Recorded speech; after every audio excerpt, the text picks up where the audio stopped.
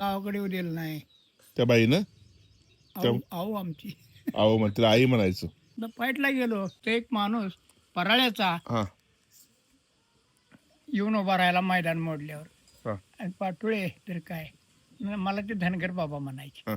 मी धनगराचं नाव सांगणार, चोरून ठेवणार नाही. बरोबर मग आहे. तिथली म्हणायची धनगर असला असतो काय, मराठ्याचा असेल आडनाव धनगर असेल. नाही नाही मग जातच धनगर आहे मी म्हणणार. मग मला त्यानं ताट केल्यावर मालकीनीने आता चला म्हटलं आपण जेवण करू. जेवण केलं. मग जाताना मी म्हटलं, मी काहीच बोललो ना त्याला, उठून आतच गेलो एकदम. हम्म. आत गेलो ना, मावशी आता आम्ही निघालो बरं का, जातो म्हणून पाया पडलो. पाया पडल्यावर ती लगेच माझ्या मागोमाग आली. एवढं तुम्ही पैलवान बोलवलं, तुम्ही पंचगिरी करता तेव्हापासून पैलवान बोलवत आहे.